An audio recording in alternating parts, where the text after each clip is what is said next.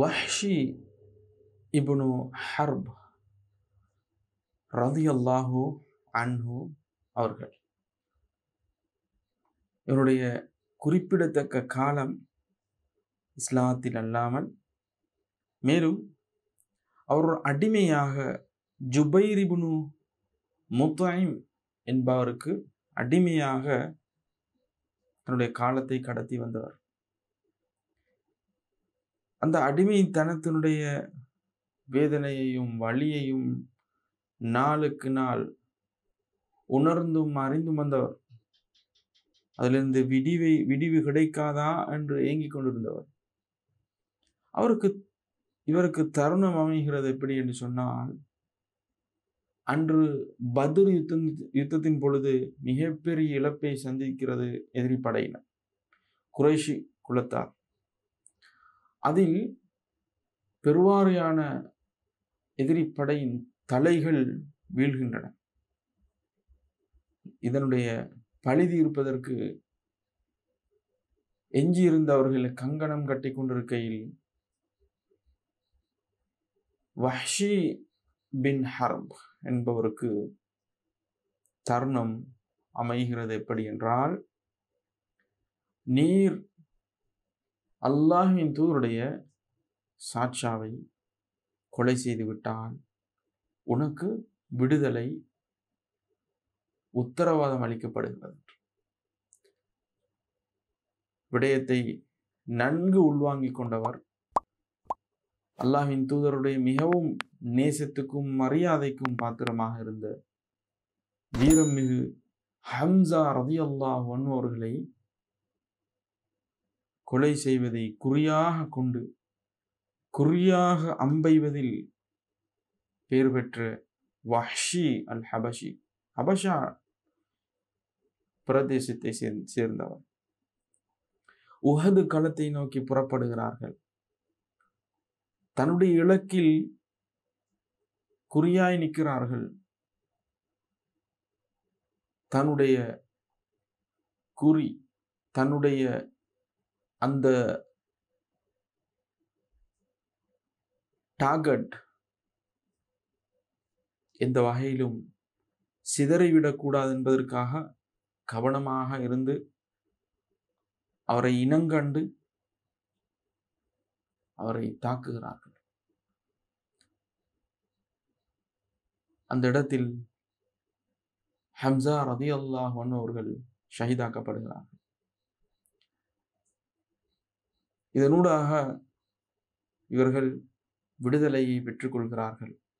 நிகழ்வெல்லாம் இப்படி நடந்து கொண்டிருக்கும் பொழுது ஃபத்ஹ் மக்கா வெற்றி கொள்ளப்படுகிறது. எங்கே செல்வது, எங்கே ஓடி ஒளிவது, அல்லாஹ்வின் தூதர் பேரணியோடு மக்காவை நோக்கி வருகிறார்களே, என்ன செய்ய வேண்டும் அறியாமல் தத்தளித்து திகைத்து கொண்டிருந்தவர் அவர்கள் தாயிஃபுக்கு சென்று அங்கே ஒளிந்து கொள்கிறார்கள். மக்காவுக்கு வந்து அல்லாஹ்வின் தூதர் ஸல்லல்லாஹு அலைஹி வஸல்லம் அவர்கள் மிக அழகான முறையில் தன்னுடைய எதிரிகளோடு கூட நடந்து கொள்வதை கண்டு இவர்களுக்கும் தகவல் கிடைக்கின்றன, நீங்களும் போய், ஏனென்றால் தாயிஃப் வாசிகளும் அவர்கள் கூட்டமாக வந்து இஸ்லாத்தில் இணைந்து கொள்வதற்கு தயாராகி கொண்டிருந்த நேரம் அது. நீங்களும் போய் இஸ்லாத்தை ஏற்றுக்கொள்ளுங்கள். இவர்கள் அந்த அடிப்படையில் அதை வாய்ப்பாக பயன்படுத்தி இஸ்லாத்தை ஏற்றுக்கொள்கிறார்கள்.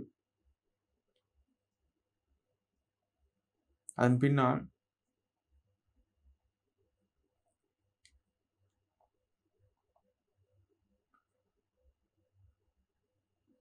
அல்லாஹ்வின் தூதர் அவர்கள் சொல்லுகிறார்கள், நீங்கள் அவருடைய இஸ்லாத்தை ஏற்றுக்கொண்டதற்கு பின்னால் அதை ஏற்றுவிட்டு என்னுடைய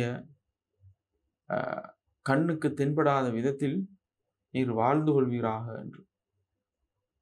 இது ஒரு ரிக்வெஸ்ட் என்ற பேரில் அல்லாஹ்வின் தூதர் கேட்டார்கள். அதற்கிணங்க அவர்கள் வாழ்ந்தார்கள். பிற்காலத்தில் முசைலமா என்று சொல்லப்படக்கூடிய அந்த விஷக்கிருமியை தான் ஒரு நபி என்று வாதிட்டுக் கொண்டிருந்தவரை அல்லாஹ்வின் தூதருக்கு மிகவும் நேசமான ஒருவரை தன்னுடைய இந்த அம்பினால் குத்தி கொலை செய்ததனுடைய பரிகாரத்தை அல்லாஹ்வின் தூதருக்கு மாற்றம் செய்கின்ற மிக கொடிய ஒரு மனிதனை, குறிப்பாக நபித்துவத்தை கொண்டு மக்களை வழிதவற வைத்துக் கொண்டிருந்த தனக்கும் அல்லாஹ்வின் தூதருக்கு இறங்கியதை போன்று வகை அருளப் பெறுகிறது என்று சொல்லிக் கொண்டிருந்தவரை கொலை செய்து பழி தீர்ப்பதற்கு நினைக்கிறார்கள். அதற்கான தருணம் வாய்ப்பும் அவர்களுக்கு அமைகிறது. அந்த காரியத்தை அவர்கள் செய்கிறார்கள். இவ்வாறான முறையில் அவருடைய வாழ்க்கை வரலாறு சுருக்கமாக பதிவு செய்யப்பட்டிருக்கிறது. குறிப்பாக அவர்கள் ஹெம்ஸ் பகுதியில் வஃபாத்தாகினார்கள். அங்கேயே அடக்கம் செய்யப்பட்டார்கள் என்று பதிவு செய்யப்பட்டிருக்கிறது.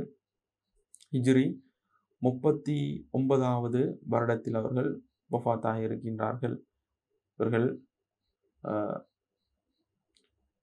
உஹது யுத்தத்தில் இஸ்லாத்துக்கு எதிரணியில் கலந்து கொண்டவர். இஸ்லாத்தை விட்டு மதம் மாறியவர்கள் செய்த அடாவடித்தனங்களும் அநியாயங்களையும் அடக்குவதற்கு ஏற்பாடு செய்யப்பட்ட ஹுரூபுர் ரித்தா என்று சொல்லக்கூடிய அந்த யுத்தத்தில் முஸ்லிம்கள் அணியில் கலந்து கொண்டு அந்த எதிரணியின் தலைமைத்துவம் எங்கே தேங்கி இருந்ததோ அதை தகடுபொடியாக்கிய வேலையை இவர்கள் செய்தார்கள் என்பது வரலாற்று பதிவாக இருந்து கொண்டிருக்கிறது. இன்னும் ஒரு சஹாபியினுடைய குறுகிய வாழ்க்கை சம்பந்தமான பதிவினூடாக உங்களை சந்திக்கும் நோக்கில் விடைபெறுகின்றேன்.